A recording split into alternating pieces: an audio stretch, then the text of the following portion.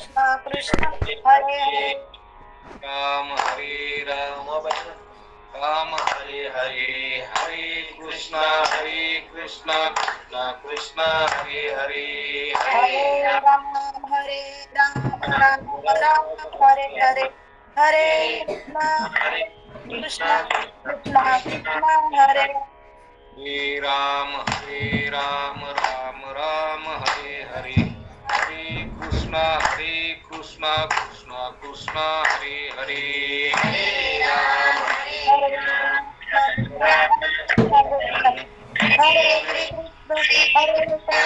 कृष्णा कृष्णा हरे हरे राम राम हरे हरे हरे कृष्णा कृष्णा कृष्णा हरे हरे हरे राम राम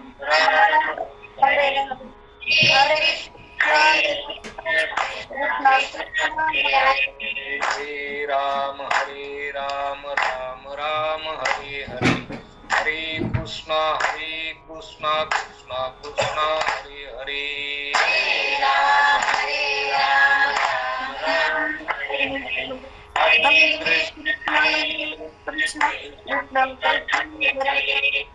राम राम हरे हरे हरे कृष्णा कृष्णा हरे हरे हरे राम हरे हरे हरे कृष्णा कृष्णा हरे हरे हरी वरदा विठ्ठल श्री ज्ञानदेव तुकाराम विनायकं गुरुर्नमामि साकलेन मुनिसुतं येषां चरणसान्निध्यात् जीवामुक्ता भवन्ति साकले ॐ विख्यातं ज्ञानदानपरायणं विनायकं गुरुर्वन्दे भवबन्धविमुक्तये ज्ञानप्रदापविलसद्वचनामृतञ्चे अद्वैतभावभक्तायितबुद्धिरस्य ज्ञानेश्वरस्य भगवान् श्रीरङ्गनाथ गुरुराज नमोस्तुभ्यं राजा निज श्रद्धा संपन्न अति विनीत करी प्रश्न जेने तुटे कर्मबंधन तो कर्मयोग संपूर्ण सांगा स्वामी कोणे कर्मे कर्म तुटे नैष्कर्म्य सिद्धी स्वयं प्रगटे पुरुषा पुरुषोत्तम भेटे हे मज गोमटे वर्म सांगा. प्रस्तुत सेवेकरिता घेतलेला ग्रंथ श्री संत शांती ब्रह्म पैठण निवासी श्री संत एकनाथ महाराज की ज्यांनी श्रीमद भागवताच्या 11व्या स्कंदावर मराठी भाषेत टीका केलेली आहे. अशी जी केलेली 11व्या स्कंदावरील टीका म्हणजे श्री एकनाथी भागवत आणि या एकनाथी भागवतातल्या 3ऱ्या अध्यायाचं चिंतन आपण करत आहोत. या चिंतनामध्ये मागच्या चिंतनामध्ये की भक्ताची लक्षणं सांगत असताना ज्ञानी भक्ताचे काही लक्षण सांगून विपलायन नारायण की भक्ती 4 प्रकारची त्याच्यातली जी उत्तम भक्ती जी सांगितलेली आहे तर ती म्हणजे ज्ञानी भक्ताबद्दल बोलले की ज्याच्या ठिकाणी आता ज्या पुरुषाचे मन हे संकल्प विकल्प रहित आणि सुख दुःखाविषयी समान झालेले आहे की ज्याला संकल्प त्याच्या ठिकाणी राहिलेला कोणत्याही प्रकारचा संशय राहिलेला नाही, कोणताही संकल्प विकल्प राहिला नाही, मन निर्मळ झालेलं आहे, सुख दुःखाविषयी समान झाले. सुख दुःख समान सकळ जीवांचा कृपाळ ज्ञानाचा उद्बोध भक्ती प्रेमाचा कल्लोळ धन्य जगी तुझी हरिरंगी नाच राम राम कृष्ण सदा स्मरे वाच. अशा प्रकारचं जीवन झालेलं असतं. अशी कथा ऐकल्याच्या नंतर आता राजा जनक राजा पुन्हा प्रश्न विचारतात. कारण राजाला हे ऐकून की याप्रमाणे की पिपलायन मोठ्या आनंदाने गरजून हे सांगत होते आणि ते राजा जनक ऐकत होते आणि ऐकत असल्यामुळं राजाला इतकं सुख झालं, इतका आनंद झाला की ऐकावंच वाटू लागलं. एवढं सांगितलं तर पुन्हा पुन्हा पुन्हा पुन्हा ऐकावंच वाटत.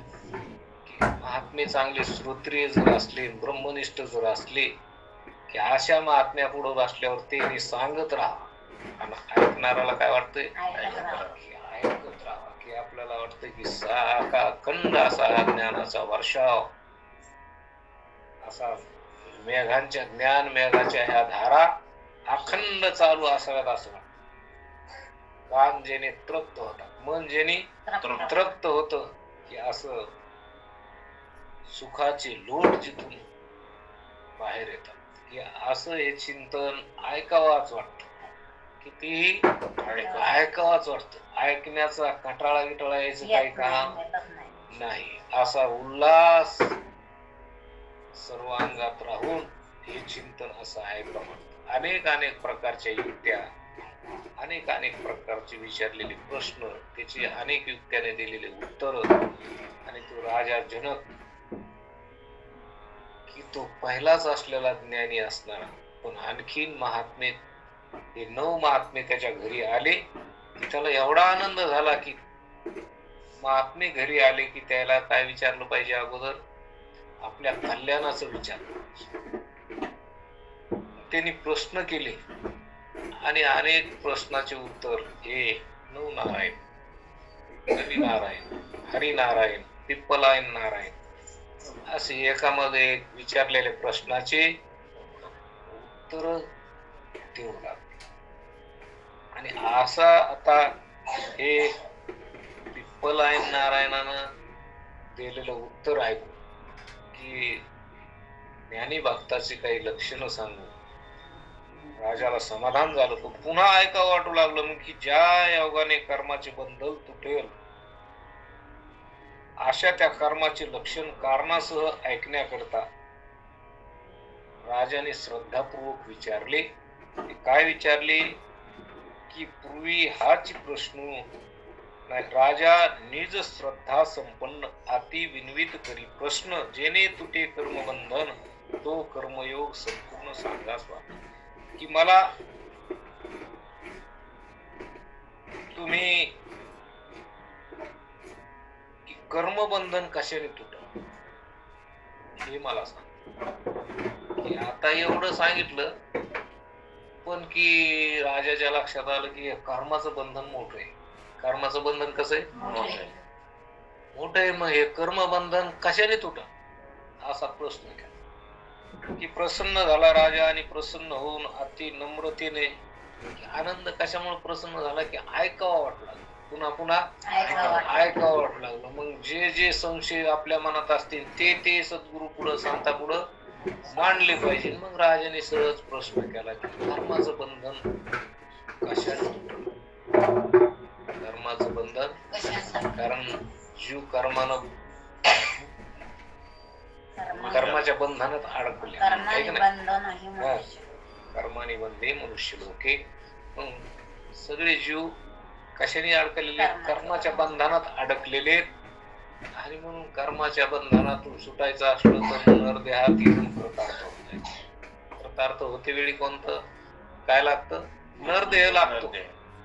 पण नरदेहात येऊन कर्मबंधन तोडावं लागतं. आणि मग ते कसं तोडायचं हे आपल्याला नाही माहित. आपल्याला नाही, आपल्या मनानं आपल्याला नाही कळायचं, आपल्या बुद्धीनं आपल्याला नाही कळायचं. ते संताशिवाय कळणार नाही. आपण मगच बघितलं की एक स्वयंबुद्धीचा बाई निघाली तयाची शुद्धी, की आपल्या स्वबळानं जर तरुण जायचं म्हणतात तर तरता येत नाही, कर्मबंधन तोडता येणार नाही. मग कर्मबंधन तोडायचं तर कसं, कारण कर्मबंधन तुटल्याशिवाय कर्मातून आहे का नाही तो निष्कर्म कर्मयोगी झाला तरच म्हणजे तो निष्कर्म त्याच्या अंगी आलं पाहिजे की त्याच्या ठिकाणी कर्मबंधन राहिलं नाही पाहिजे. कर्मापासून अलिप्त झाला पाहिजे. कर्मापासून अलिप्त झाला पाहिजे. म्हणले कर्मापासून कस काय अलिप्त होता येईल? हा? कर्मापासून अलिप्त होता येईल का? शरीर म्हणलं की कर्म आहेच का नाही? प्रकृती करी कर्मे आहे का नाही?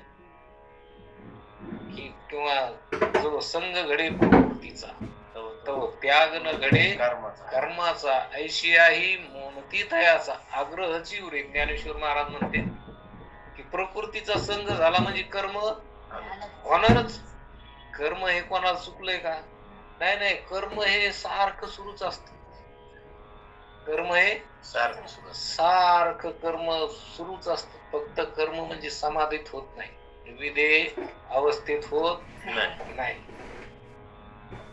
तुम्हाला गाढ निद्रा लागली ज्यावेळेस सुसुप्ती अवस्थेत, आहे का नाही, तेव्हा कर्म होत नाही. बाकी स्वप्नातही कर्म होत, तुमच्या जागृतीत कर्म चालूच असत. कधीच माणूस गपचीप बसत नाही. प्रवचन ऐका तरी चुळमुळ बोट तरी चोळीन, हात तरी चोळीन, काहीतरी करीन, डोकं तरी चोळीन, आहे का नाही? असतं की नाही? कीर्तनात बसला तर त्या मृदंगावाल्यापाशी बसलेला माणूस ते कणिक उचलीतून कणगीची भावली करीन, काहीतरी करीन, गपचीप बसतो का? नाही. कर्म हे चालूच असत, काही ना काहीतरी चालूच असत. माणूस काही गपचीप बसत नाही. आणि मग हे कर्म असं असत की तुम्ही जे करता, आहे का नाही, ते कर्म करीत असताना देह अहंकार घेऊन कर्म, आहे का नाही? संसारातला जीव देह अहंकार घेऊन कर्म करतो, देह अहंकार घेऊन कर्म करतो. आणि मग देह अहंकार असताना जेवढं कर्म होतं म्हणजे आयुष्यभर तुम्ही देह अहंकार घेऊन, कारण देहाला मी म्हणून आता जेणे देहाला मी, ज्याला कळालं मी देह नाही, मी शरीर नाही, मी जाणणार आहे, ज्ञान आहे का नाही, मी परमात्मा आहे असं ज्याला लक्षात आलं, ज्याला असं साधू संतांच्या बोधानं कळालं, तो कर्मापासून अलिप्त होतो. ते वेगळी गोष्ट. तो कसा होतो ते चिंतन आपल्याला ऐकायचं. पण ज्याला मी परमात्मा आहे असं कधीच वाटत नाही, कधी वाटलं म्हणजे ते कळलं. संतांच्या संगतीत आल्याशिवाय कळत नाही. कोणाला नाही वाटत बरं हे शरीरच मी, सगळ्याला वाटत. कारण इतर देहातही आपण ते शरीराला मी म्हणतच आलो, इतर देहात सुद्धा शरीराला मीच म्हणत आलो. आता कोणते इतर देह सगळे शरीराला मीच म्हणतात का नाही? दुसऱ्याला हाड म्हणलं की त्याला माहिती आहे की हाड म्हणलं की मीच, तीर म्हणलं की असं सगळ्याला काय, तिन्ही सगळ्याला देहाला मीच म्हणते. आणि आपण बी देहाला तेच आहे का नाही?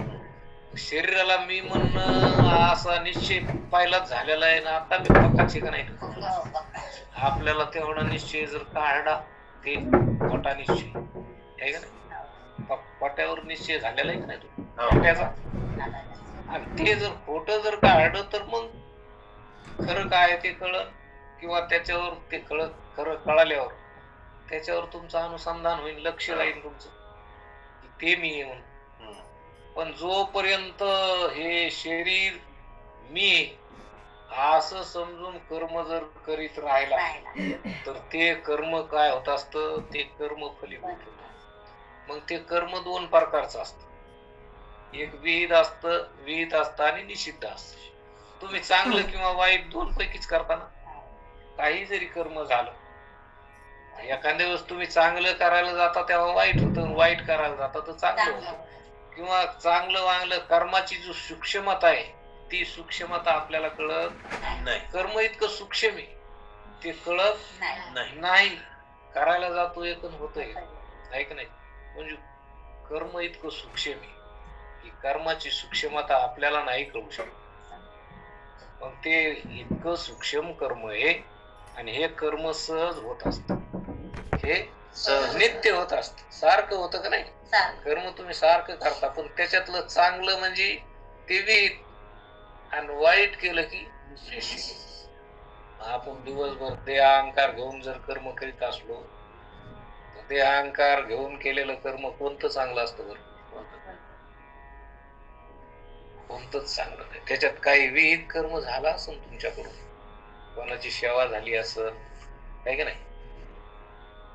कधी मंदिरात गेला असता, सडा रांगोळी केली असेल, पूजा केली असेल, किंवा एखाद्या वेळेस तुम्ही कोणाला भुकेलेला अन्न दिलं असेल, तहान लागलेलं पाणी पाजलं असेल, हे कर्म केलं, चांगलं केलं, आहे की नाही? याला विहित म्हणताय. त्याला काय म्हणताय? विहित म्हणताय. पण तरी देहाला मी म्हणूनच ना, देहांकार घेऊनच केलेलं आहे ना. देहांकार घेऊन केलेलं कर्म त्याच्यात विहित झालं तर त्याचं चांगलं फळ भेटल. पण जन्म मरण चुकणार नाही. लय चांगलं वागला जीवनभर समजा, पण देहाला मी म्हणूनच वागलेला आहे. कशाला? मग लय झालं तर एखाद्या आश्रमात पिंपळाचा वृक्ष होऊन राहील, किंवा तिथल्या आश्रमात पशु पक्षी होऊन राहील. काय चांगलं वागला म्हणल्यावर चांगला जन्म भेटून, याच्या पलीकडे काय भेटत नाही, आहे का नाही? जे जे कर्म झाले त्याची भोग आले. जैसे ज्याचे कर्म तैसे फळ देतो विष्णू. मग जसं कर्म असेल तसं फल मिळत. पण देहांकार घेऊनच केलेलं आहे ना, मग देहच भेटणार का नाही? देहच भेटणार. झाडाचा भेटन नाही तर पक्षाचा भेटन नाही तर एखादा प्राण्याचा भेटन, भूचर खेचर जलचर, आहे का नाही? 84 लक्ष येऊन येत. पण चांगलं केलं कर्म तर जरा चांगला भेटल. याच्यात फरक काय? पण जन्मत आहेत ना. जन्म चांगला असतो का? नाही. जन्म म्हणलं की काय? दुःखच. नाही तर चांगला म्हणल्यावर तुम्ही म्हणता बरं आहे आपल्याला चांगला भेटावा अशी वासना धरावा का? नाही नाही नाही. जन्म हा चांगला नाही. जन्म म्हणलं की दुःखच. जन्म म्हणलं की दुःखच. आणि हे कर्मानं होत असत. कशाने होत? कर्म करतो देहाला मी म्हणून करतो का नाही? ते अहंकार घेऊन कर्म करतो. चांगलं केलं तर विहित, आहे का नाही? आणि चांगलं न करता वाईट केलं तर त्याला काय म्हणायचं? निषिद्ध कर्म म्हणजे जे शास्त्रानं सांगितलं नाही, जे वेदानं सांगितलेलं नाही, वेदाच्या विरुद्ध शास्त्राच्या विरुद्ध कर्म याला काय म्हणायचं? निषिद्ध. याला काय म्हणायचं? जे कर्म शास्त्रानं सांगितलेलं आहे, जे वेदानं सांगितलेलं आहे, जे चांगलं आहे ते त्याला काय म्हणावं? विहित. त्याला काय म्हणावं? विहित. मग आपण विहित किंवा निषिद्ध असे दोन प्रकारचं कर्म करतो. दोन प्रकारचं कर्म होतं. आणि चांगली वाईट गती त्याने मिळते. त्याने काय मिळते? चांगली वाईट गती मिळते. पण या कर्माच्याही पलीकड, कर्माचं बंधन तोडून जो कर्माच्या पलीकड जातो त्याला मोक्ष मिळतो. त्याचं जन्म मरण बंधन तुटत. त्याला जन्मच राहत नाही. आणि जन्मच नाही तर मग शरीर कुठे? शरीर नाही तर दुःख कुठे? दुःख त्याच्या ठिकाणी राहत. कशामुळं? तर त्याच्या ठिकाणी जन्मच राहत. जन्म पाहून नाही राहत तर तो कर्मातून, कर्माच्या बंधनाच्या पलीकडे गेला. त्याला कर्म राहिलंच नाही. त्याच्या ठिकाणी निष्कर्म योग झाला. त्याच्या ठिकाणी कर्मच राहिलं नाही. म्हणले असं कसं काय होतं? आता ते होतं, तुम्ही मागे ऐकला. पण आपला जो विषय आता तो विषय सोडून बाजूला नाही जात. म्हणून कर्म आपल्याकडून दोन प्रकारच होत, नेहमी होत. हे शरीर आहे ना, प्रकृती आहे म्हणल्यावर हे कर्म होणारच. कर्म होणारच. पण असं काही कर्म करा महाराज सांगते की ज्या कर्मानं आबाधित फल भेटल. तुम्हाला काय भेटल? आबाधित फल भेटल. काय शास्त्रात सांगितलेलं आहे की कर्म आपण संसारात करतो, आहे का नाही? आणि आपल्याला फल मिळाल्यासारखं वाटत. पण ते त्याला अपपता हा फल म्हणले. काय म्हणले? अपपता हा फल. म्हणजे फल ते दिसायला आहे, परिणामी ते फल नाही. ते फल नाही, दिसायला आहे. आता इथली श्रीमंती तुम्ही किती केली, पण स्वप्नात तुम्ही भिकारी होऊन फिरायला लागली. ही श्रीमंती तिथं काय कामी आहे का? ते दुःख काढायला. मग इथली श्रीमंती काय कामाची? जर तुम्हाला दुःख होतच असेल तर मग श्रीमंती तरी काय कामाची? किंवा इथलं भिकार पण आहे, स्वप्नात तुम्हाला हांडा व्यवसाय. मग आता ते हांडा काय इकडं आणता येईल का सोन्याचा? नाही. मग तिथं श्रीमंत झाले कुठं? स्वप्नात. पण तिथली श्रीमंती इथं आणता येते का? नाही आणता येत. पण तसंच इथलं श्रीमंती काय दुःख घालवी ती का? नाही घाली. किती श्रीमंती म्हणजे झाली म्हणजे या पैसा भरपूर कमीला म्हणजे सुख झालं का? आपल्याला वाटून ते संसारात फल झालं मी कमी लोक, पण ते फल परिणामी काय आहे? दुःख. परिणामी दुःख आहे. ते फल दिसायला आहे, असायला नाही. म्हणून असं काही कर्म करावं की त्या कर्माचं फल अबाधित फल मिळावं, की ते फल म्हणजे अव्याभिचारी संबंध असावा आपल्याशी. त्याचा काय असावा? अव्याभिचारी संबंध असावा, की ते फल आपल्याला सोडून कधीच जाऊ नये. त्याला काय म्हणायचं? अव्याभिचारी संबंध. त्या फलाशी, त्या फलाचा आपल्याशी अव्याभिचारी संबंध असावा. व्याभिचारी संबंध नसावा, ते आपल्याला सोडून जाणार नसावा. पण आपल्याला असा आपण विचार करीत फल मिळालं तर कसं मिळालं पाहिजे? अबाधित, ज्या फलाचा कधी नाश होतच नाही, ते आपल्याला सोडून कधी जात नाही. आणि संसारातले जर आपण संसारात भोग प्राप्त करण्याचे प्रयत्न करतो का नाही, संसारातले भोग आपल्याला मिळावं वाटते, पण भोग हे परिणामी भोग स्थिर नाहीत. ते काय नाहीत? स्थिर नाहीत, म्हणून त्याचा नाश होतो. किंवा भोग प्रारब्ध संपलं की भोग राहत नसते, म्हणून प्रारब्ध संपलं की भोगाचा नाश होतो. म्हणून भोग हे प्रारब्धानीच येते. प्रारब्ध अनुकूल असलं तर भोग प्राप्त होते, प्रारब्ध प्रतिकूल झालं की भोग गेले, आहे का नाही? एखादी गरिबीची श्रीमंती होती, अनुकूल प्रारब्ध आलं, आणि प्रतिकूल झालं की श्रीमंताची पुन्हा रडायची बारी. मग हे प्रारब्धानं भोग कशावर अवलंबून आहेत? प्रारब्ध. आणि पहिलेच भोग अस्थिर आहेत. कसे आहेत? स्थिर नाही. मग तुम्ही ते अस्थिर असणारे भोग त्याच्या मागेला जर लागले तर ते कधी हाताला येईल नाही, आणि कधी सुख होईल? म्हणजे परिणामी दुःखाचे भोग जरी मिळाले इथले, तरी पण त्याचा परिणाम काय आहे? दुःख आहे. आणि मग हे परिणाम दुःख असला तर हे फल करत नाही. आपण कर्म करतो पण आता काय करा, कर्म करतो पण फलाचा विचार करीत नाही. फलाचा विचार म्हणून अशा अनुषंगानच राजा जनकानं प्रश्न विचारला की काय आम्हाला कर्मबंधन कसं तुटन असं सांगायचं उपाय सांग. आणि मग पुढं आविर्होत्र नावाचे नारायण आहेत, की त्या आविर्होत्री नारायण पुढं झाले आणि त्या कर्मबंधन कसं तोडता येईल याचं उत्तर सांगायला ते पुढे आले. आणि पुढं ते सांगतात की कर्मा कर्म विकर्म जान सामान्य नव्हे नृपनंदना. कर्मा कर्म विकर्म जाना सामान्य नव्हे नृपनंदना. करिता विभाग विवांचना भोगवे सज्ञाना. स्मृती मनसी जे स्वयं प्रति सृष्टिकारी. तेही भुलले कर्म विभागावरी. जे समुद्र घोटीती सुळे करी. तेही कर्मसागरी बुडाले. आविर्होत्र नारायण आता या प्रश्नाचं उत्तर देतात आणि ते पुढे आले की पुढे काय म्हणतात की कर्म अकर्म आणि विकर्म असे 3 प्रकार आहेत. हे कळण्यास सामान्य आहेत असे नाही. राजा शास्त्रज्ञ मनवादी स्मृतिकारांना देखील कर्मभेदाचा विचार करीत असता निर्णय होऊ शकला नाही. कारण हे कर्मात भेद आहे. कर्म भेद एक पहिलं निषिद्ध विहित किंवा निषिद्ध असं होत असतं आपल्याला, आहे का नाही? पण याच्यात पुन्हा सांगितलं की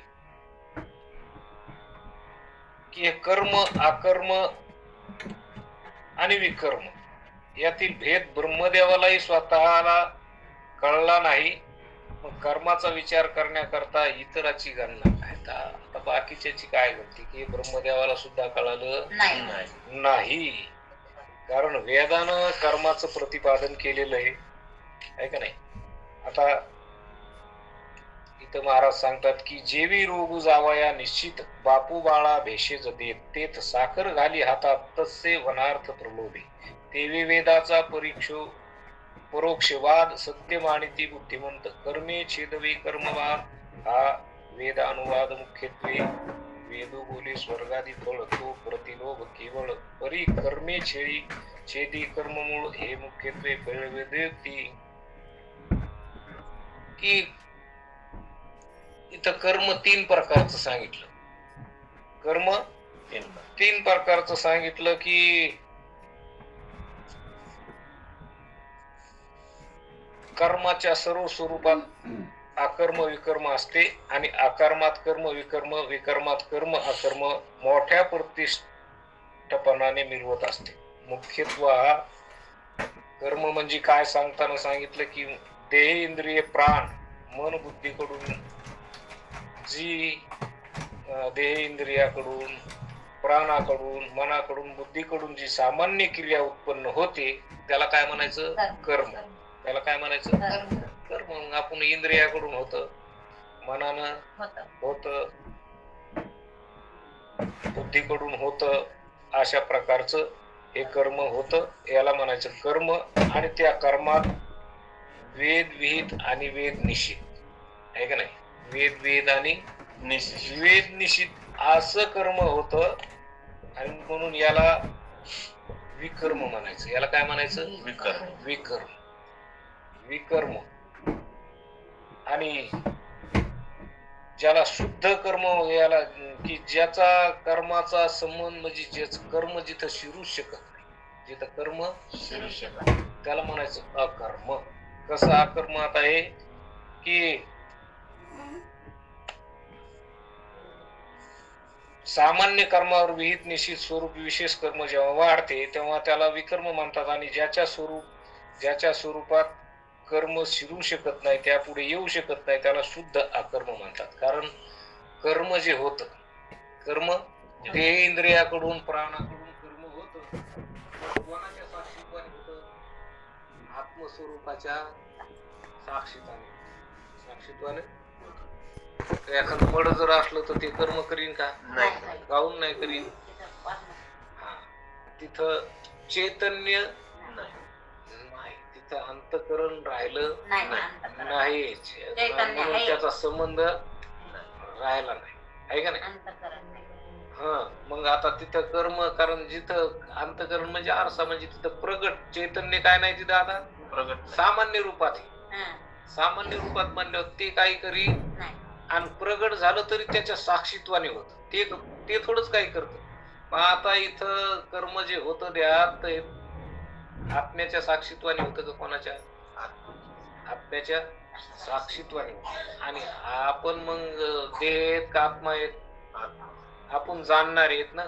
ज्याला कळत तो मी ज्याला कळत तो मी हे देह मी मन मी इंद्रिय मी नाही. ज्याला कळत तो मी आणि मग ज्याला कळत तो मी तर तो काही कर्म करतो का तो कर्म करीत नाही. मग इंद्रिय कर्म करतेत म्हणावं तर इंद्रिय त्याच्या साक्षीशिवाय करतेत का. त्याच्या साक्षीत्वानं सगळं कर्म द्या जे घडलं द्या तर त्याच्या साक्षीत्वानं होत. आणि मग त्याच्या साक्षीत्वानं तो मी असं लक्षात आल्यावर मग झालेलं कर्म ते कोणावर घालावं. ते ज्याला कळालं की मी परमात्मा आहे मी आत्मा आहे मी चैतन्य असं कळाल्यावर मग आता मी कर्म करतो का नाही. देहांकार ज्याला देह मी असं म्हणलं की मग कर्म त्याच्या अंगावर आलं. आता ज्याला मी परमात्मा आहे मी चैतन्य आहे मी जाणणार आहे मी ज्ञान आहे असं मी दिव्य आहे असं माझं स्वरूप मला कळालं सांगतात. असं स्वरूप कळाल्यावर ते कर्म करत का नाही. मग आता ज्याला असं कळाल्यावर ते म्हणेन का मी कर्म केलं म्हणून त्याच्या अंगावर काही कर्म येईल काही. मग आता त्याला कर्माचं बंधन होत नाही त्याला म्हणायचं अकर्म. त्याला काय म्हणायचं अकर्म. आणि कर्म देह इंद्रियाकडून होतं त्याला म्हणायचं कर्म. आणि ते विहित निषिद्ध होतं म्हणून ते विकर्म. त्याला काय म्हणायचं? विकर्म. अकर्म कशाला म्हणायचं? तर ज्याच्या पशी कर्म येतच नाही ते काय करीत त्याच्या साक्षीत्वाने होतं पण तो करीत नाही. आणि मग ज्याला असं कळलं तर मग त्याला कर्म करूनही तो कसा आहे? कर्मापासून अलिप्त आहे. तो कर्मापासून अलिप्त आहे. त्याला कर्म स्पर्श सुद्धा करू शकत नाही. कशामुळं? तर तो केवळ साक्षी. तो केवळ साक्षी. म्हणलं तर साक्षी, म्हणलं तर साक्षी आहे, नाही तर तो साक्षी बी नाही. तो साक्षी बी नाही. तो साक्षी बी नाही. तो काय खोट्याचा साक्षी कशाला होईल? खरा खोट्याचा साक्षी होता. त्याच्या पुढचं थोडस त्याच्या पुढे जर जाऊन पाहिलं तर तो साक्षी बी नाही. मग आपल्याला आता हे जरा जड जाईल. कोणाला कळत असलं तर बरं येईल, कोणाला नसलं कळत तर जरा अवघड. पण हे कर्म, विकर्म आणि अकर्म ते इंद्रियाकडून होतं ते कर्म, विहित निषिद्ध होतं ते विकर्म, आहे का नाही? आणि ज्याच्याहून अलिप्त राहतो आणि त्याच्याशिवाय होत नाही. पण त्यांनी काही केलं नाही त्याला म्हणायचं विकर्म.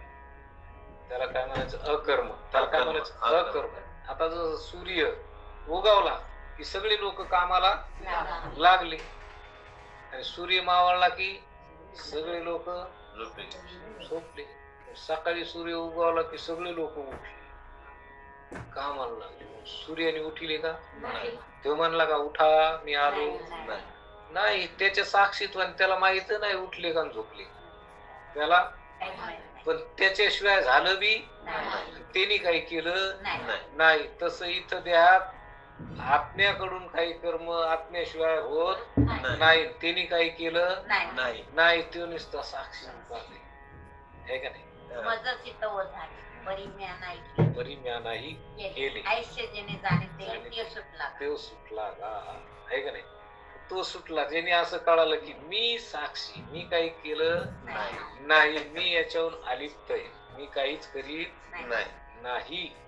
कारण मी दिव्य ज्ञान स्वरूप जाणणारा, ज्याच्या हे प्रकाशाने सगळं प्रकाशित असा दिव्य ज्ञान आपलं स्वरूप आहे. असं आपलं स्वरूप ज्याला कळालं ते काही करत का? नाही. त्याच्याशिवाय काही होत नाही हे खरं आहे. पण ते काही करीत नाही. म्हणून अंगावयाचा काही प्रश्न येत नाही. याला म्हणायचं अकर्म. पण म्हणले मग आता इथं की वेदानं जे हे सांगितलं की कर्ममीमांसा गूढ आहे. विद्यार्थी जेव्हा सनकादिक मुनींना प्रश्न केलास तेव्हा बालक अभिज्ञ होतास, याकरिता सनकादिकांनी तुला तो सांगितला नाही. हे राजा, कर्म अकर्माचा विचार अधिकारा वाचून कोणालाही सांगू नये. हे कर्म व्यवहारात शहाणे समजल्या जाणाऱ्या लोकांनाही कळणे दुरापास्त नाही.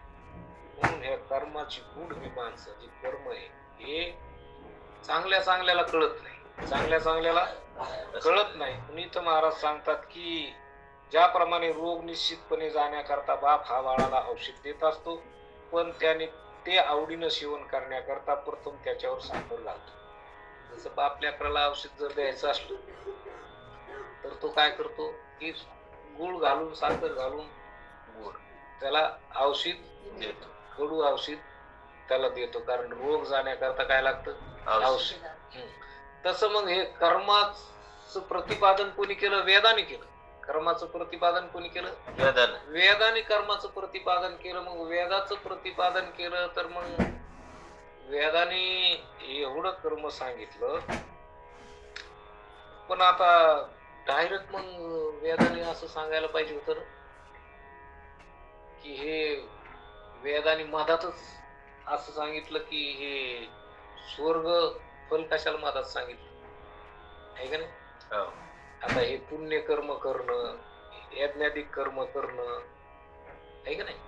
हे वेद कर्मात जे आणखीन वर्णन केलेलं आहे तर त्याच्यात हे वेद यज्ञाधिक कर्म जे स्वर्ग फलाची इच्छा करणारे जे कर्मठ लोक आहेत ना, ते जे कर्म करते पुण्य कर्म, ते कर्म वेदानं कसं काय सांगितलं? असं एक तिथं प्रश्न केलेला आहे की ते वेद बोले स्वर्गादी फळ, तो प्रतिलोभ केवळ परी कर्मे छेदी कर्म मूळ, हे मुख्यत्वे फळ वेदोक्ती. की कर्माने काय केलं. आता हे आपलं वेदाने काय सांगितलं की वेद हा यज्ञादी कर्माचे स्वर्ग फळ सांगतो, पण चित्तशुद्धीद्वारा मोक्ष दृष्टफल असताना असे परोक्ष फल का सांगतो की प्रतिपादन कर्माचं करीत असताना की स्वर्गाचे आमिष दाखवले की स्वर्ग अति मनोहर अविनाशी आहे असे वेद वर्णन करतो. या वर्णनाने यज्ञजन्य पुण्याची व स्वर्गाचे प्रत्यक्ष ज्ञान होत नाही, तरी पण बुद्धीने मंद असलेले लोक स्वर्गातील पदार्थाची अनित्य असूनही सत्य मानतात. याचा अर्थ असा नव्हे की जगात स्वर्ग नसताना आणि यज्ञाचा आणि स्वर्ग प्राप्तीचा कार्यकारण भाव नसताना कुठेच वेद सांगतो. वेद काय करतो असं शंका केली की वेद काय करतो, कुठंच सांगतो. वेदाने काऊन प्रतिपादन केलं असं म्हणजे स्वर्गाचं की डायरेक्ट मग मोक्ष प्राप्ती करता आहे का नाही. चित्तशुद्धीचे कर्म करावं, निष्काम कर्मयोग करावा आहे का नाही. की ज्यांनी निष्काम कर्म निष्काम उपासना केली तर चित्तशुद्धी होती आणि चित्तशुद्धी झाली की मोक्षाची प्राप्ती होती. मग हे सरळ सरळ सांगावं का नाही. मग हे सरळ सरळ न सांगता अगोदर काय सांगितलं की तुम्ही हा स्वर्ग किती चांगला आहे, स्वर्ग किती चांगला आहे, तिथं सुख आहे, तिथं चिंतामणीच्या सडकायात कल्पतरूच्या बागायत कामधेनू सारख्या गायीची फळपो येत आणि तिथं काय सुख आहे, तिथं किती सुख आहे, काय सुखाचं त्या स्वर्गातल्या सुखाचं वर्णन केलं. एवढं सुख आहे ते, असं सुख आहे. हे स्वर्ग मधातच कस काय दाखवला वेदात. मग आता असं दाखवल्यावर हे वेदोक्त म्हणजे वेदाने सांगितलेले कर्म जे आहेत तर हे कर्म करण्याकरता कोण नाही धाजणार. पहिले तर सगळे मंद बुद्धीचे लोक, मग हे मंद बुद्धीचे स्वर्ग सांगितल्यावर तिकडे धावायला लागले ना सगळे. लागले का नाही सगळे नादी. पण म्हणून इथं महाराज सांगतात की लोहाची वेदू बोले स्वर्गादी फळ तो प्रतिलोभ केवळ परी कर्मे छेदी कर्ममूळ हे मुख्यत्वे फळ वेदोक्ती. लोहाची बेडी पडली पायी ते तोडावया घनू अनिला पायी तो घनूची विकून खादला जी त्याचे बंधन काही तुटेना देवी कर्मी छेदावे कर्मबंधन ते कर्म वेचिता विषयी पूर्ण त्याचे कादान सुटे बंधन जन्म मरण सरेना. वेदाने असं का सांगितलं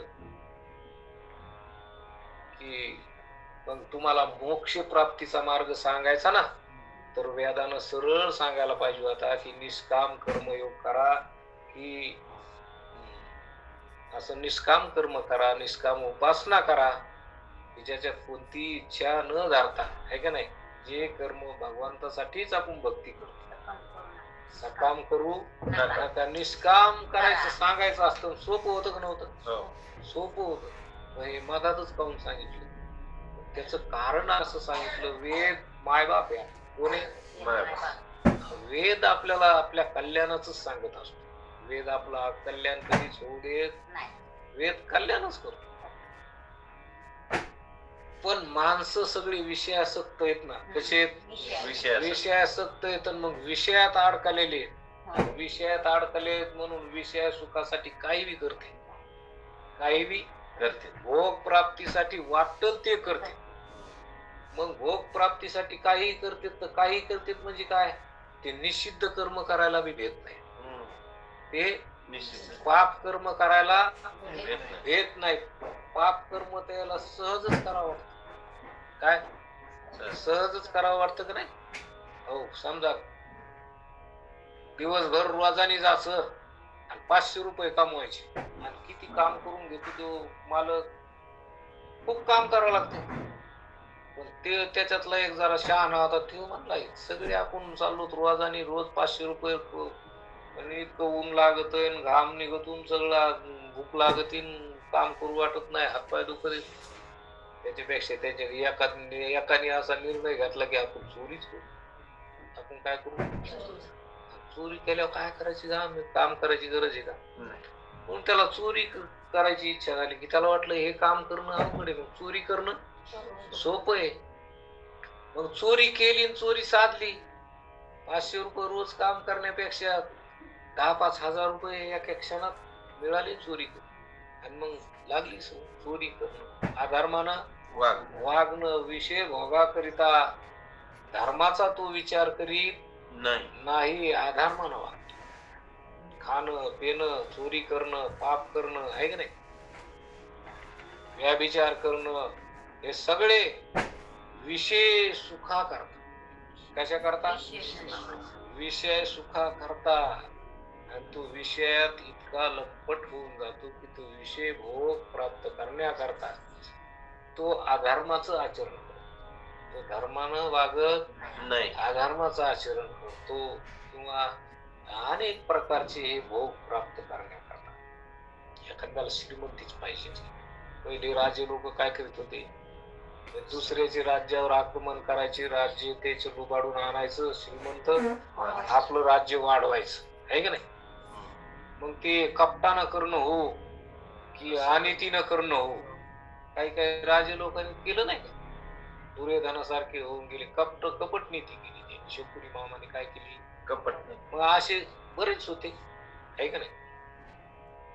ते काय इमानदार होते का? जरासंघासारखी असे भरपूर होते की जे देवानं भरपूर जण मारले असे, आहे का नाही? हे पापी जे दैत्य, आहे का नाही, हे मातली होते सगळे. मग हे किती होते असे?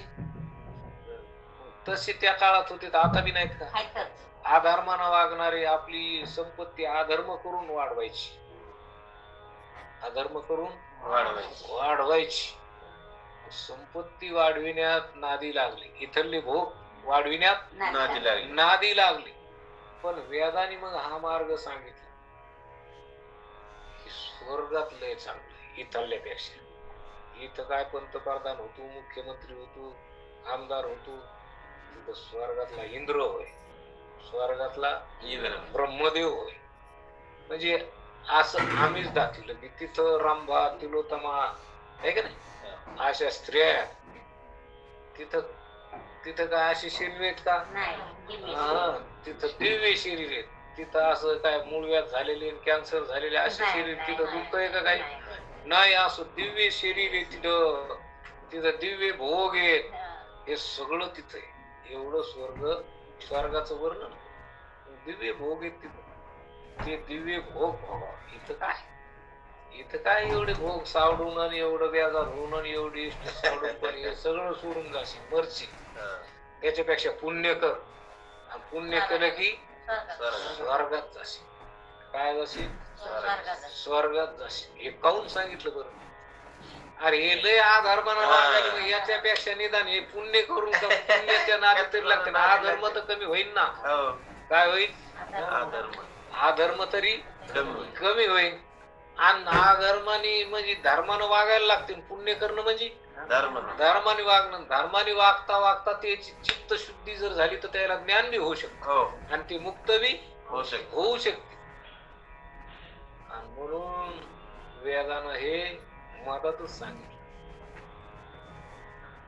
कर्म सांगत असताना वेदानं हे स्वर्ग फलाचं कर्म सांगितलं की मग त्या ठिकाणी इथं महाराज म्हणतात की देवी वेदाचा परोक्षवाद सत्य मानिती बुद्धिमंत कर्मे छेदवी कर्मवाद हा वेदानुवाद मुख्यत्वे. की म्हणून निषिद्ध कर्माची बाधा काम्य कर्माने तोडून टाकतो, आणि हेच वेदाच्या बोलण्यातील मुख्य तात्पर्य आहे. काम्य कर्म करतो तो म्हणजे स्वर्गाला जाण्याकरता स्वर्गाच्या इच्छेनं, स्वर्गाच्या प्राप्तीच्या इच्छेनं तो काम्य कर्म की पुण्य कर्म करतो. स्वर्गाला जाण्याची इच्छेची काम्य कर्म, स्वर्गाची इच्छा करतो आणि काम्य कर्म करतो. आणि मग वेद हा यज्ञादी कर्माचे स्वर्ग फळ सांगतो, पण चित्त शुद्धीद्वारा मोक्ष द्रष्ट फल असताना असे परोक्ष फल का सांगतो? तर त्यातील रहस्य अशी आहे की पाप कर्म करणाऱ्या माणसाची लोभाने कामे पुण्य कर्माकडे प्रवृत्ती व्हावी व तो केवळ प्रवृत्ती लोभ वाढावा आणि सत्कर्माने कर्माचे मूळ तोडून टाकावे. कर्मच करायचे. तो अधर्म करू लागला ना, आता काम्य कर्म सांगितलं, स्वर्गाची अपेक्षा दाखविली, म्हणून त्यांनी हे कर्म सोडलं का नाही आणि ते कर्म करायला लागला. म्हणून महाराज इथं सांगतात की लोहाची बेडी पडली पायी तो ते तोडावया घनू आणिला पायी तो घनूची विकून आगला जी त्याचे बंधन काही तुटेना. म्हणून असं हे कर्मबंधन तुटत असत. पण एखाद्याने काय केलं की त्याला लोखंडाची बेडी साखळीनं साखळदानाने बांधलेला, मग ते साखळदानानं सुटण्याकरता त्यांनी लोखंडाचा घन आणला, पण घन आणला आणि विकूनच खाल्ला. आता त्याचं कवा ती बेडी तुटत. तसं काही काही माणसानं मग काय केलं की वेदविहित कर्मे निष्काम बुद्धीने करून कर्मबंधन तोडावे, मुक्त व्हावे हेच खरे. पण लोभी माणसे विषय भोग मिळवण्याकरता कर्मे खर्ची घालतात, त्याचे कर्मबंधन कधीच तुटत नाही. जन्म मरण परंपरा कधी संपत नाही. म्हणून आम्ही स्वर्ग फलाविषयी विरक्त आहो, आम्हाला स्वर्गाला जाण्याची इच्छा नाही असे म्हणून जो सकाम निष्काम कोणतेच वेदोक्त कर्म करीत नाही, त्याचे ज्ञान विपरीत भ्रांत झाले व तो नरक प्राप्ती, पशुपक्षादी देहाची प्राप्ती इत्यादी अति दुःखाला प्राप्त होतो. आता काही काही ना काय केलं की काम्य कर्म बी नाही केलं, काम्य कर्म बी नको, आणि इथलं हे इथल्या भोगाचं कर्म नको, पण भोग प्राप्त केल्याशिवाय राहणार नाही. कर्म देहाला मी म्हणून केलं, कोणतं बी कर्म केलं तर ते देहाला मी म्हणून केलेलं कर्म हे दुःखच देतं. शेवटी काय देतं? दुःखच देतं. पण वेदाने सांगितलेलं मग स्वर्ग फलात काम्य कर्म जरी सांगितलं वेदाने, तर वेदाने काम्य कर्म सांगितलं तर ते अधर्मापेक्षा धर्म प्रवृत्तीनं वागणारा माणूस किती बी चांगलाच आहे का नाही. आणि तो धर्माने वागता वागता त्याला गज आमिष दाखिलं स्वर्गाचं, पण स्वर्गाचं आमिष दाखविता दाखविता त्याचं जर धर्माने वागू लागला, आणि धर्मानं वागताना काय होत असतं की खऱ्यावर येत असतं. ते कशावर येत असतं? खऱ्यावर येत असतो. खऱ्यावर येता येता त्याला जर साधू संत असे खरी माणसं भेटली, खरे महात्मे भेटले की त्याला त्या खरं ऐकण्याचा नाद लागला. खरं ऐकून ऐकून म्हणजे तो अगोदर निषिद्ध कर्म करीत होता का नव्हता, पाप कर्म करीत होता का नव्हता, पण त्याला स्वर्गाचा आमिष दाखिल्यामुळे तो आला नाही इकडं. धर्मात आला, धर्माने वागायला लागला. धर्माने वागायला लागला म्हणलं की चित्ताला सुरुवात झाली. त्याला ते स्वर्ग फल दाखविलं होत, पण तो स्वर्ग फलाच्या इच्छेनं कर्म करीत जरी चालला तरी पण तो जर मन अंतकरण त्याचं शुद्ध होत होत जर चाललं तर ते बी टाकून देतो. ते बी त्याच्यापेक्षा हे भारी, देव त्याच्यापेक्षा किती भारी. ते कशाला? स्वर्ग सुख सुद्धा चांगलं नाही, ते सुद्धा नको. आम्हाला परमात्माच चांगला, आम्हाला परमात्म्याशिवाय याच्याशिवाय दुसरं काही चांगलं नाही. हे आता धर्माने वागणाऱ्याला काम्य कर्म स्वर्गाच्या इच्छेनं कर्म करायला सांगितलं. कोणी? वेदानं सांगितलं ना. म्हणजे तिकडचा काढा आणि इकडे लावला, आणि इकडे लावल्या मग इकडं जुटला तर त्याला ते चित्त शुद्ध झाल्यावर सहज काहीच होत नाही. काही करतील त्या अनुषंगानं कर्म करतील, पण सगळेच नसतील ना, काही निवडत बी असतील, काही निवडत बी असतील. आता सगळ्याला कीर्तनाला सगळेच माणसं येत असतात, भरपूर माणसं येतात का नाही. त्याच्यातून एखाद्याला जरी बोध झाला, सगळ्यालाच होतो का असं आहे का? पण एखाद्याला जरी झाला तर कीर्तन सफल झालं का नाही. प्रवचन असलो एखाद्याला जरी बोध झाला तर प्रवचन सफल झालं का नाही. म्हणजे एका प्रवचनातून एखाद्या कीर्तनातून जरी एक जरी निघाला बाहेर तरी बी मोठं काम झालं का नाही. मग तसं हे निषिद्ध कर्म करणारे, पाप कर्म करणारे हे सगळ्याला यायला स्वर्ग फलाची इच्छा दाखिली. स्वर्गाच्या फलाच्या इच्छेनं ते इकडे आले आणि इकडं आले की इथं पुन्हा काय करू लागले की पुण्याचं काम करू लागले की पुण्य संपादन केलं आपल्या स्वर्गात जावं. तर पुण्य करणं म्हणजे धर्मानं वागणे. पुण्य करणं म्हणजे धर्माने वागणं. धर्मानं वागलं जरी आयुष्यभर, मनुष्य आयुष्यभर धर्माने जरी वागला तरी बी त्याला दुःख होत नाही. नाथ महाराजाचा अभंग आहे पहा हरिपाठातला, आहे का नाही, की करा रे बापानो साधना जनी करणीचे जेणे नये जन्म यमाची आयशिया साधना करा. ज्याने जन्म येणार नाही आणि यम यातना होणार नाही असं काही करा. आता यम यातना होणार नाही, यम यातना कशाने होती? पापानं होती. अधर्मानं वागल्यानं होती. यम यातना होती, आहे का नाही? आणि धर्मानं जर वागलं तर यम यातना चुकत्या. होत नाही. यम यातना चुकत. धर्माने वागलं तर म्हणजे दुःख होत नाही. धर्मानं वागला आणि तो जर गेला तर देह भेटन त्याला, पण यम यातना होत नाही. जन्म चुकवायचा असला तर आत्मसाक्षात्कार झाला पाहिजे. काय झालं पाहिजे? आत्मसाक्षात्कार झाला पाहिजे. आणि जर यम यातना चुकवायचा असला तर धर्मानं वागलं पाहिजे. मग धर्मानं वागायचं आणि धर्मानं वागून आत्मसाक्षात्कार बी झाला पाहिजे. काय झाला पाहिजे? अगोदर धर्माने वागायचं शिकावं. म्हणजे अधर्माने वागणारा माणूस मग त्याला आधी धर्म मानावा लागतो. धर्मावर आला की म्हणजे धर्मानं वागायला लागतो. धर्मानं वागता वागता मग त्याला आत्मसाक्षात्कार बी तो साक्षात्कारावर बी येऊ शकतो. हे चालता धर्मपंथी. हे चालता धर्मपंथी जय माझी भक्ती होय सांगाची, ते चोराची न पडे मुलगी शीघ्र गती मध्ये. तो धर्मपंथावर आला की तो खऱ्या वाटावर आला की त्याचं मन निर्मळ झाल्याशिवाय राहत नाही. आणि मग माझा तर ते स्वर्गाची अपेक्षा होती ती बी तुटून जाते. संत भेटल्यावर कशाच बोल? संत भेटल्यावर देवच देतील. ते काय देतील? देवच देतील. मग कशा पण स्वर्गाची अपेक्षा दाखवून का व्हायना वेदाने नादी लावला का नाही? अधर्मातून काढा, आहे का नाही? धर्मात लावला तिकडं पुढं तिकडं लागला की मग चित्त शुद्धी होऊन कदाचित त्याच चित्त शुद्ध जर झालं तर तो तिथंच परमात्मा प्राप्ती करून घेतो. म्हणजे कर्मातून अलिप्त होतो. काय होतो?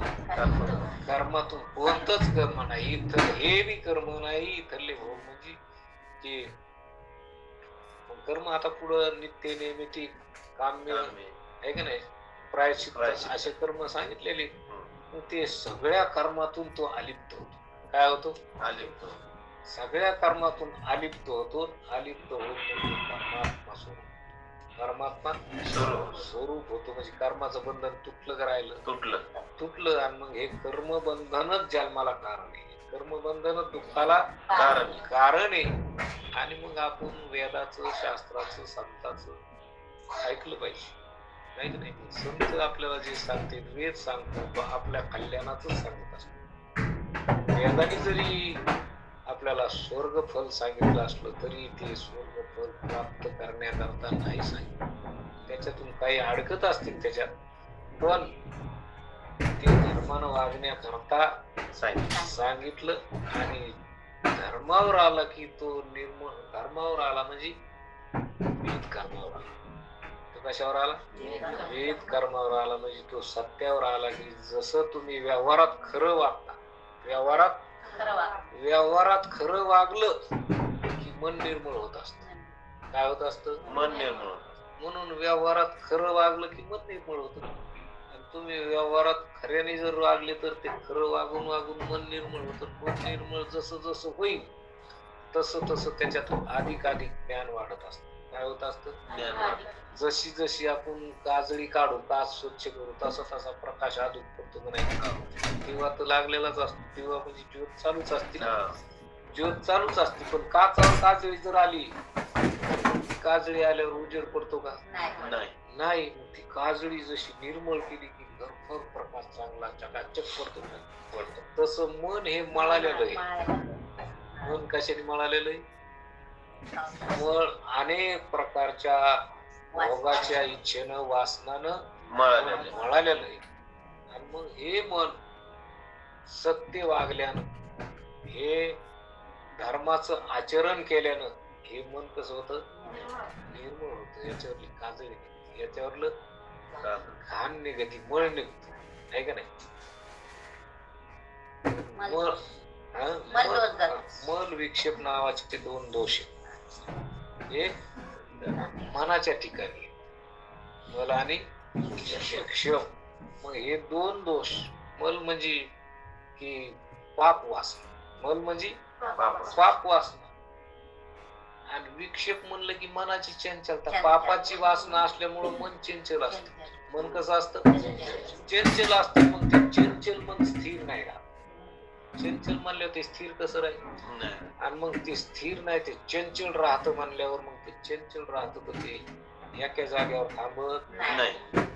इकडं पळण तिकडं पळण, इकडं कीर्तनात बसलो तरी, प्रवचनात बसलो तरी बी तिकडं पळत, इकडं पळत. ज्याचं मन निर्मळ झालेलं असलं त्याचं इथंच राहत, आहे का नाही? त्याचं टिकून राहत. ज्याचं मन निर्मळ नसलं त्याचं ते नुसतं मोबाईल लावून बसत, तिकडच अंग टाकीत, तसं झोप लागती, ऐकत नाही. मन निर्मळ असलं की त्याला ऐकायची काय होती? आणि पुन्हा पुन्हा ते निर्मळ होत, पुन्हा पुन्हा निर्मळ होत. जसं जसं निर्मळ होईल तसं तसं तिथं संताचा बोध प्रगट होत असतो. मन उजळलं की तिथं ज्ञानाचा प्रकाश होत असतो. ज्ञानाचा प्रकाश होतो. एकदा ज्ञानाचा प्रकाश झाला की पुन्हा ते मनच राहत. तुका म्हणे मन मुरे, आहे का नाही? मन उरला तुरे विठ्ठल. मन हे राहत नसतं. आणि मन कर्मबंधन राहिलं का? आता नाही. कर्मबंधन राहत नाही. असं कर्मातून आपल्याला अलिप्त होता येतं, असं महाराज या श्लोकातून सांगतात. बाकीचा पूर्ण बघू. कुंडली वरदारी विठ्ठल श्री ज्ञानदेव. आता विश्वास केले वागे दोषावे, तो सोनी मद द्यावे फसाय नाही. जेवळाची व्यंकटी सांडो, दया सत्कर्मी रती वाढो. भूता परस्परे मैत्र जीवांचे, पुरिकानाचे तिमिर राहो. ईश्वर धर्म सूर्य पाहो, जो देवांशी लतोटे लाभो. प्राणी जातमय वर्षमत सकळ मंगळी, ईश्वर निष्ठेची मानियाळी. अनावर्त भूमंडळी भेटतो तया भूता. चला कल्पतरुचे आरव, चेतना चिंतामणीचे गाव. बोलती जे आरंभ चंद्रमेघे आलांचन, मार्कंडलिका पैन. हे सदाही सर्व सज्जन किंबहुना सर्व सुखी पूर्ण होई लोकी. मधुराने आणि ग्रंथोपदे विशेष लोकी. द्रष्टा दृष्ट विजय व्हावे. श्री